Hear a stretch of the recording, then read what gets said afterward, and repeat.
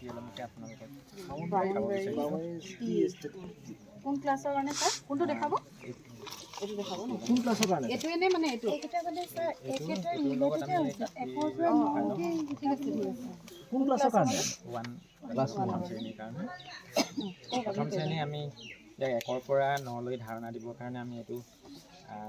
টিএলএমৰ আমি সহায় ল'ব পাৰিম প্ৰথমতে আমি ধৰি লওক ক্লাছলৈ গ'লোঁ মই ক্লাছত গৈ প্ৰথম টিএলএমটো ইউজ নকৰোঁ প্ৰথম ধৰি লওক সিহঁতৰ লগত কথা পাতি ল'লোঁ মই প্ৰথম মই সিহঁতক সুপ্ৰভাত জনালোঁ তাৰপিছতে সিহঁতক সুধিলোঁ আজি তোমালোকে বিদ্যালয়লৈ আহোঁতে ৰাস্তাত কিবা দেখিছিলানে কি কি দেখিছিলা তেনেকৈ সুধিম সিহঁতি ধৰি লওক ৰাস্তাত কিবা দেখি অহা কথা ক'ব ধৰি লওক গাড়ী দেখিলে বা চাইকেল দেখিলে তেনেকুৱা কথা কিবা উত্তৰ দিব তেতিয়া মই ধৰি লওক সিহঁতক ক'লোঁ গাড়ী দেখিলা গাড়ী এতিয়া চকা কেইটা থাকে তেনেকৈ সিহঁতক সুধি ল'ম সিহঁতি ধৰি লওক 4টা ক'লে তেনেকৈ চাইকেলৰ চকা কেইটা তেনেকৈ সুধিলোঁ তাৰপিছতে আমি তেনেকৈ সেইখিনি কৰাৰ পিছত ধৰি লওক এতিয়া আমি যিহেতু 1 পৰা 9 লৈ সংখ্যা ধাৰণা দিবলৈ চেষ্টা কৰিম গতিকে 1 পৰা 9 লৈ মই কিবা এটা গীত এটা ধৰি লওক 1 পৰা 9 লৈকে কিবা এটা গাবলৈ তেনেকৈ চেষ্টা কৰিম ধৰি লওক এনেকৈ 1 2 3 4 5 6 7 8 9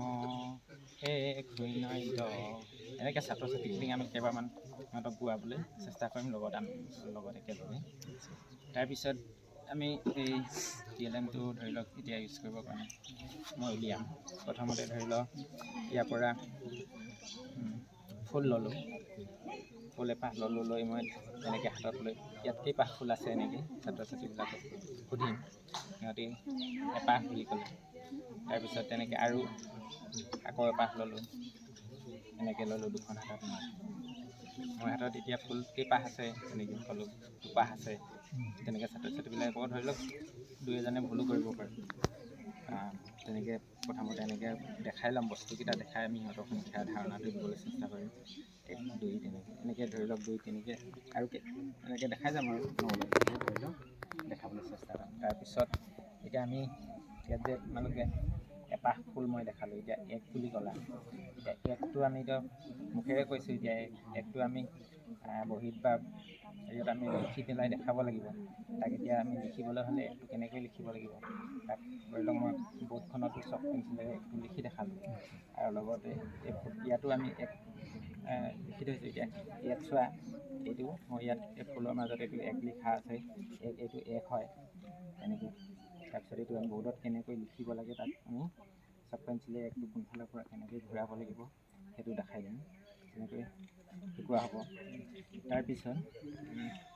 সিহঁতক ছাত্ৰ ছাত্ৰীক ধৰি লওক কাঠিও আমি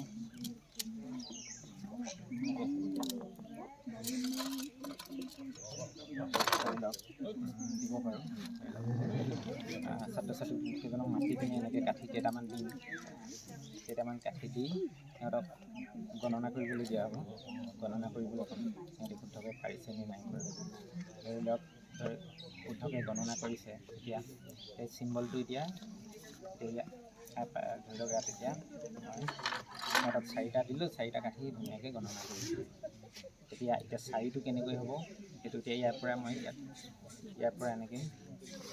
লৈ পেলাই এতিয়া তুমি এইকেইটা গণনা কৰিলা কেইটা পালা 4টা পালা এতিয়া মই এইটো এনেকৈ দেখাম এইটো কি হয় 4 ইয়াক আমি 4 বুলি কওঁ ইয়াক আমি লিখিবলৈ হ'লে আমি এইটো এনেকৈ আৰু লিখিও দেখাম লগতে বৰ্ডত এনেকৈয়ে সংখ্যাৰ ধাৰণাখিনি 1 পৰা 9 লৈকে আমি দিবলৈ চেষ্টা কৰিম ইয়াৰ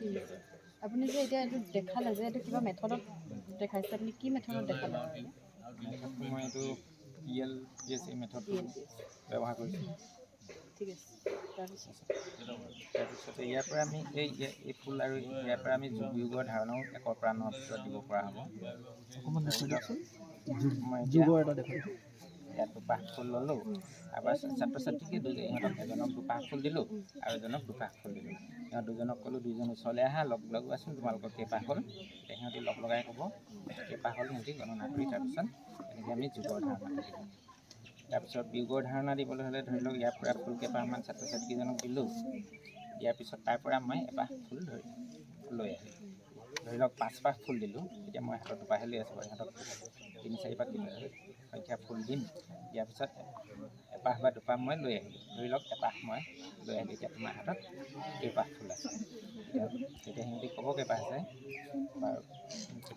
সেইটো হৈছে আপোনাৰ স্পষ্টভাৱে আপোনাৰ বিয়োগৰ ধাৰণা, নহয় জানো? বিয়োগৰ ধাৰণাটো কিন্তু এই তাত লিখা আছে ধাৰ কৰা বিয়োগৰ ধাৰণা, সেইটো কওক। এইটো ইয়াত থকাটো সেই যে তাত লিখা আছে যে আপুনি এইখন দেখুৱাইছে নেকি? এইকেইখনৰ কথা মই আপুনি আমাক কোনটো টিএলএম দেখুৱাইছে? ATL-টো মাৰো, এই কাঠিকেইটা এইটো এইবিলাক এইটো এতিয়া কোৱা নাই, এইটো নাই বাৰু, এইটো নালাগে লগত নহয়, নহয়, আপুনি এই সেইটোৱে দুটা দেখাইছে ন? বস্তু তেনে আমি সেইটোৱে যাম। আমি ন, সেইটোলৈ যাম 1 তেনেহ'লে। পৰা 9টোৱে যাম। একৰ পৰা তাৰমানে আপুনি বিয়োগৰ ধাৰণাটো কৈ আছেতো, সেইকাৰণে আমি ভাবিছোঁ লগতে এইখিনি হেং হৈ আছে ন। নহ'লে সংখ্যা দিবৰ কাৰণে ইয়াক লগতে আমি ইয়াক যোগ আৰু বিয়োগৰ ধাৰণাটো দিবৰ কাৰণে ইয়াক ব্যৱহাৰ কৰিব পাৰিম। আচ্ছা, যোগ আৰু বিয়োগৰ ধাৰণা মানে 1 পৰা 9লৈকে শিকাই